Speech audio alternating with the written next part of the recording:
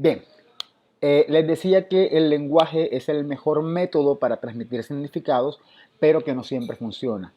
Que en algunos casos pues necesitamos de signos de otro tipo, signos no verbales, y es ahí donde los signos no verbales adquieren importancia, ¿no? Por eso es que también necesitan ser estudiados. Imagínense ustedes que solamente pudiéramos utilizar las palabras, que no pudiéramos utilizar gestos, que solo escucháramos sonido. Eso a veces es difícil. Por ejemplo, nos resultaría muy difícil entender las ironías si no tuviéramos cierta entonación o ciertos gestos que nos ayudan a entender lo que las personas están diciendo. ¿Está claro? Entonces, con esa última aclaración terminamos esa primera parte, esa parte muy inicial de signos verbales y signos no verbales. Y ahora nos vamos a el segundo subtítulo, que es un poco más complejo, creo yo. Es una clasificación más extensa, que es lo que llamamos canales y parámetros expresivos. ¿Qué entendemos por un canal? Al igual que en los elementos de la comunicación, un canal es el medio a través del cual transmitimos el, el signo, ¿no? Entonces, dentro del canal habrían dos tipos, los canales materiales y los canales de energía. Los más comunes son los canales de energía. Tienen que ver con cómo lo recibimos. Desde ese punto está lo óptico, lo acústico, lo eléctrico, lo térmico, lo táctil, es decir, todo lo que tiene que ver con las sensaciones del ser humano están dentro de la energía y básicamente dentro de la rama física. Física se divide en lo óptico, es decir, lo que vemos, lo táctil, lo que tocamos, lo acústico, lo que escuchamos, lo eléctrico, las cargas eléctricas, lo que tiene que ver con cargas eléctricas, con energías. Lo térmico, lo que percibimos, percibimos el calor, percibimos el frío, etc. Eso tiene que ver con lo físico. Un dato interesante, uno pensaría que la India Catalina, por ejemplo, hace parte de lo sólido. En efecto, la India Catalina es un sólido, pero la única manera en la que nosotros podemos interpretar la India Catalina como un símbolo de Cartagena o como un icono de una mujer es a través de la visualización. En ese sentido, es un signo que haría parte más de lo óptico, de lo que vemos. Lo material tiene que ver más con aquello que percibimos, que tocamos, que es materia, que no está directamente relacionado con lo táctil, pero tiene que ver a que el mero toque del signo nos genera algo. Lo táctil tiene que ver más con la sensación que percibimos, ¿está claro? Que el material exista, lo convierte, un teclado, por ejemplo, no realmente no está representando algo desde lo óptico, no estamos viendo, oh, miremos su significado. No, simplemente es un material sólido que de alguna manera hace parte del mundo, mientras que los otros tienen un significado más profundo y solo lo logramos captar aunque lo veamos. Por ejemplo, si yo hago esto, ustedes saben que estoy tocando un teclado y sin necesidad de verlo, deducimos que es un teclado porque lo estamos hablando, porque lo estamos comentando. Esto es material. Pero yo no les puedo decir aquí, tengo una mujer de tal manera, de tal forma, es una pequeña escultura, porque hasta que ustedes no la ven, no se dan cuenta que es la India Catalina. Puede ser un poco complicado, pero básicamente lo material tiene que ver con lo que existe y en sí mismo es su existencia la que transmite un significado. No es necesario interpretarlo.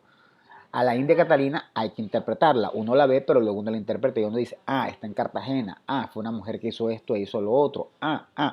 Y de esa manera es que uno puede reconocerla, pero la única manera de reconocerla es viéndola. ¿Está claro? Si yo les digo, por ejemplo, la palabra ratón, esa es material, porque sin necesidad de verla, ya ustedes tienen una idea en su cabeza. Mientras que si digo simplemente India o mujer, no les va a transmitir la India Catalina, porque eso es óptico, hay que verlo para poderlo interpretar.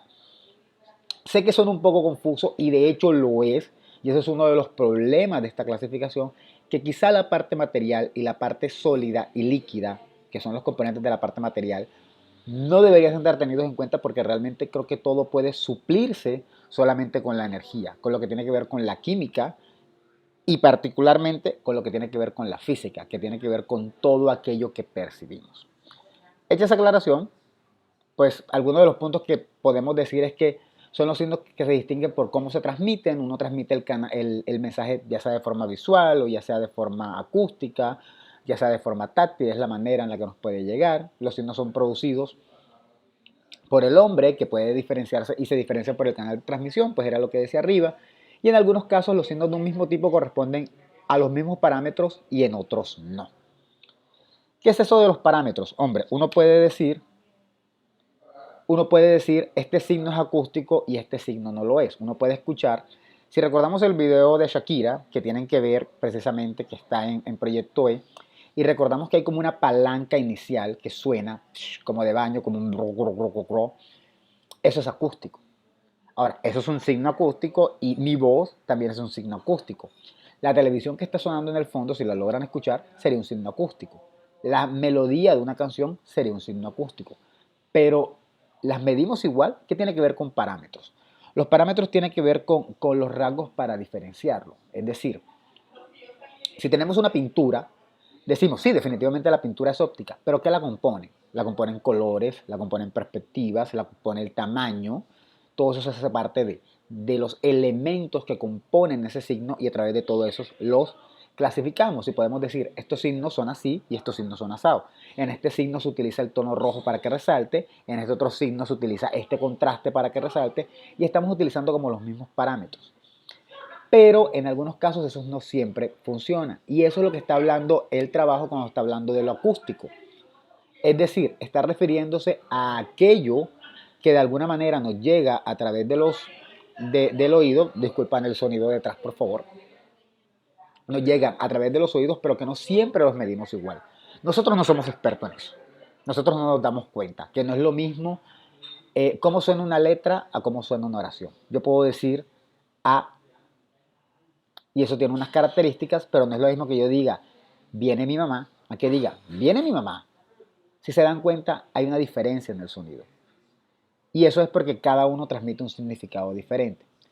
Ahora, como menciona el texto, y es aquí donde la cosa se pone un poquito complicada, las notas musicales se miden por el timbre, es decir, qué timbre se alcanza. Esto tiene que ver con música y no vamos a ahondar en ello.